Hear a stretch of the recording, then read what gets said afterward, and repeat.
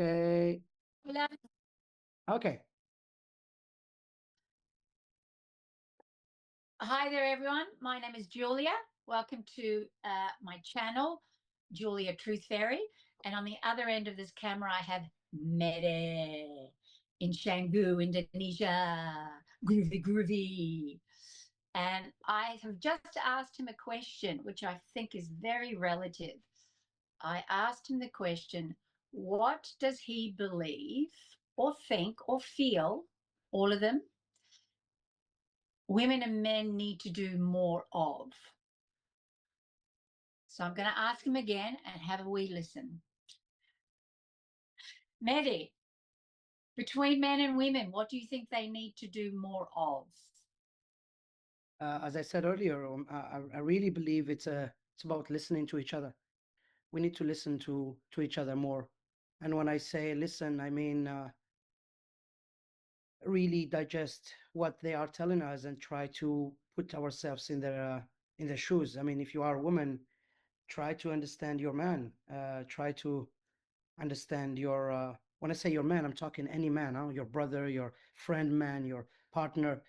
Just listen, but listen, like don't stay quiet and think about what you want to say. Listen to really what they have to say, what they want to say, and what they want you to feel towards the way they feel.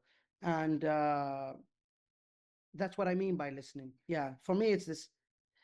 As the day I started learning to listen, everything changed. Like the way I perceive others, the way I mean, also, when I say about listening, I'm talking in general also. Like, we need to start really listening to each other, because that's when you know that if someone is worth your trust, that's when you know that someone is not worth your trust. That's when you know that person really speaks to your heart. And that's when you know the opposite. So for me, it's really about listening. And for men and women, if we talk in that aspect of relationship, yeah, I mean, when I started asking myself the question, like, are you really listening to her when she tells you what she feels? So when I started telling to myself this, I started becoming more aware of the fact that I have to listen. I stopped thinking about what I want to say when she's talking to me, or I stopped thinking about uh, what does she want to mean, you know. I hate that thing, you know, like you tell something to people and they're like, what do you mean? Like, that I mean what I say. So for me, you know, if you listen carefully, you will not yeah, you will not need to And, ask what others mean. Yeah. and I guess that also entails when we're communicating with each other, the level of honesty that we're communicating in. So men and women, you know, the feud is to be invisible, and how we don't want to be invisible, how we want to be acknowledged, how we want to be validated. So whether it's intimate or not intimate relationships, exactly as you said, men and women. And we also compute differently. We absolutely compute differently. Two human beings, male and female, have different ways of expressing. It's very interesting when you said we should listen more. For instance, I think that's absolute, to listen more.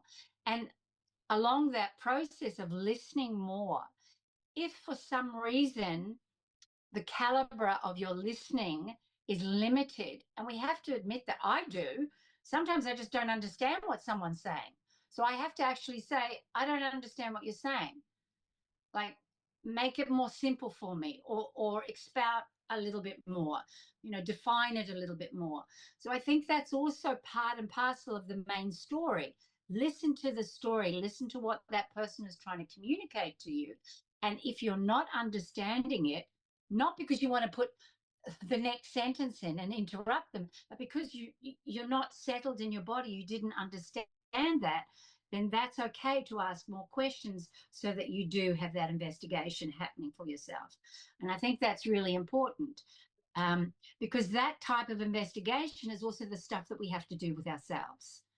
At the end of the day, when we're going through any change in our lives, communication, for instance, we've been going down this particular path in a loving relationship, betrayal happens. Let's just say, I'm just using this as an example, bad as it may be, most negative.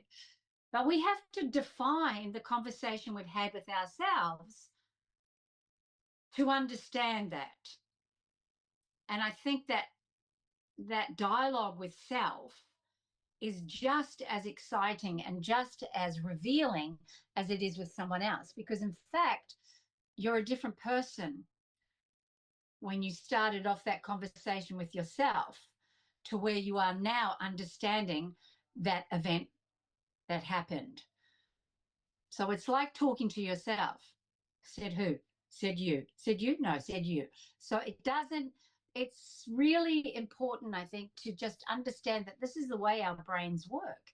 Some people are just absolutely clever with this stuff. They just define the simplicity yes, no, in between gray. Amazing. Amazing. I'm so jealous. But most of us trudge through the sludge to get to the other side. But all of this is okay. This is normal behavior, and this is how we grow. So, listening is really, really good. Listening to yourself as well is really good. I know I started off talking about two people, but I'm going to bring it back to self, and that is listening to self, where one feels comfortable. And why do you feel comfortable? Is it because it's really secure, that space? Even though you understand that the matter at hand is really dangerous. No, you're going to stay back here. You're not going to confront that. Well, therefore, if you're not going to confront that, you're back here. So the same mistakes are going to keep on happening. You're going to keep on banging your head against a brick wall until you decide to have that little conversation with yourself and say, nah, not working for me. I need to be going that way, or I need to be going that way, or I need to be going that way. But moving is also really important. And I'm a firm believer that when you're coming to decisions about change in one's life, it's really important to have motion. It's really important to move your body.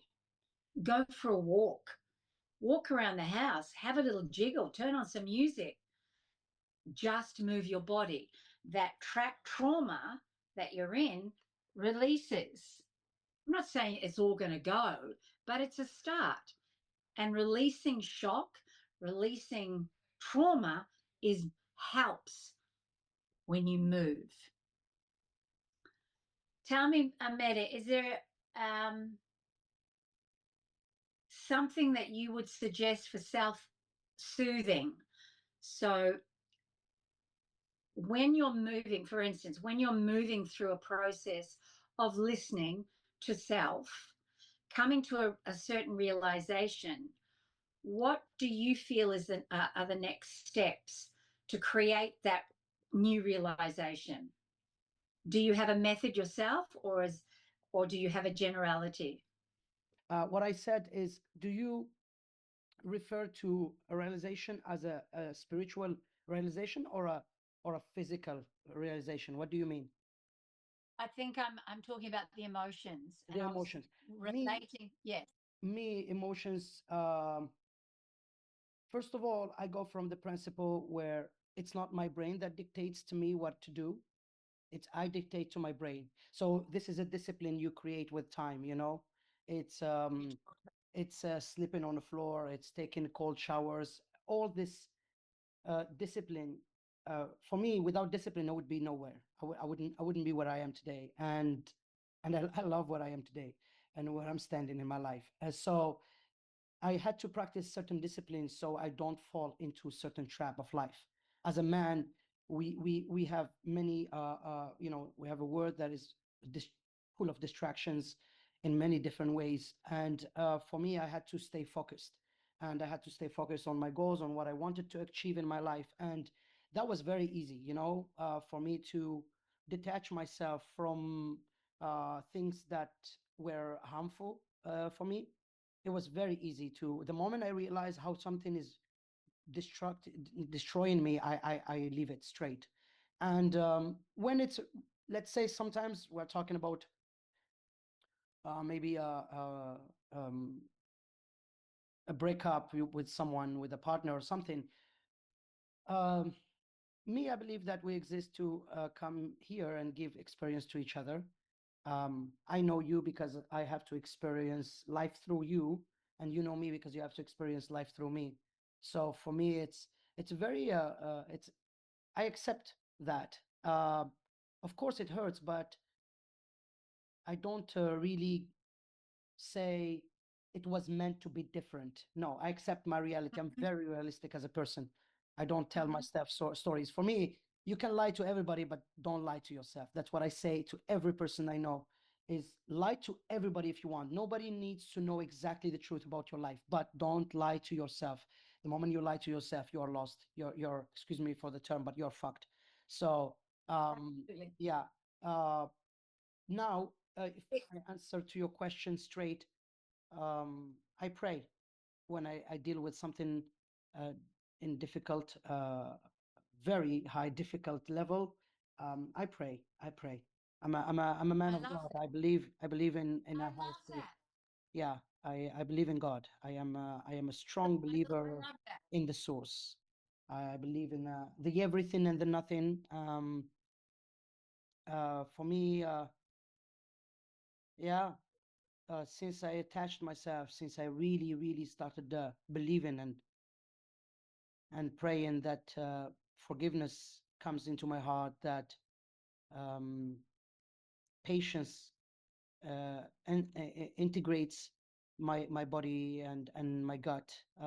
Since I pray for those things, I don't face a lot of problems. Not that I don't have, it's just that I perceive those problems in a different way. For me, they are not problems anymore. So I don't really like whatever is out of my control. I don't bother myself into it.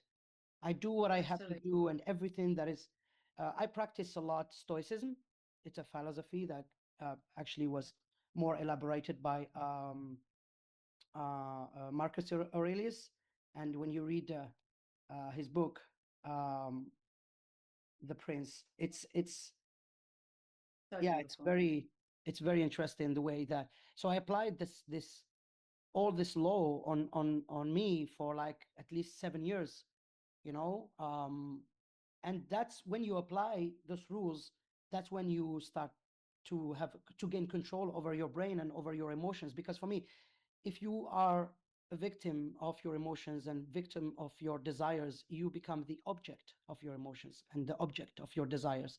And I don't want to be the victim and the object of my desires. I exist as a human being to have enough consciousness, to have enough awareness to control that. That's why I exist, to prove that it's possible. That's why I'm different from animals. Animals don't have that power, but I have that power as a human being, and I, I, I, I use it. And also, I believe that we all have a spiritual path and we have a spiritual journey to go through in this life. People who ignore it, they often find themselves very late in life regretting and really regressing because it is an obligated path. You have to go through it. And a lot of people ignore it for a very long time of their life, but then they have to confront it, and it's sometimes it hurts a lot. But if you start working, for me, that's how I believe. Again, everything I say, it's about myself. I only can speak for myself. I'm no carrier of the truth. I always say that, and I don't believe in any person who comes to me and say I carry the truth. So for me, it's all about, yeah, the way you perceive yourself and the way you you um you perceive yourself as a human being, which is you are here for a mission, physical and metaphysical.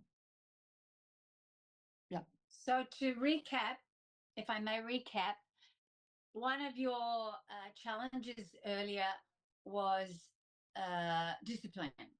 Yeah. So needing discipline, which I was a dancer, my body and I'm a yogi.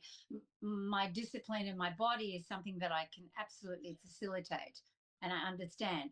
And it doesn't mean that you stay at the same bar because we're different every day. So it's a matter of just getting up and doing what you have to do because you understand that that process helps you be better for yourself, not for anyone else. Uh, the same for, and I'm just going to skip a bit, for boundaries, because boundaries also, conditions and boundaries are also very interesting and very fascinating because we're bound by our boundaries and our non existent boundaries. So if we, for instance, have not learnt certain boundaries, there's a process for that. I like discipline. I can admire discipline. I respect discipline. I've used it and I use it, continue to use it. I think the boundaries is I have natural boundaries which I've put into place, but I'm learning on an emotional level different ones, and I think that's perfectly normal as well. And I'm watching other people around me going back and forth with their boundaries and how much tolerance they have for banging their head against the brick wall before they change. And I just look at them and they're just mirroring the same stuff that I'm doing. Thank goodness there's less and less. However, that doesn't mean I'm cured completely because, hey, I'm human. The third thing, of course, is the spiritual link that we have with each other, connection, and also with the greater forces, whatever it is. For me, it's not a religion. For me, it is way, way, way more simplified with nature, and it doesn't really matter what I say. For me to have empathy, to have kindness, and to understand that exactly as you said, what I don't have control over is out of my reach. And there is far better, bigger, more encompassed and intelligent energies that are at liberty to be able to help through a process, through the process that I'm looking at when I'm stuck. So those things that you were saying, and when you were talking about the spiritual link that you have, and where that's an absolute necessity for you to have that link, I can understand that because it is of higher form, and that's what we are supposedly supposed to where we're going. I'm not judging. It's not a judgment call. All I'm just saying is that it's very interesting in just talking about communication, the different ways of how we look at things and how we can dissect it.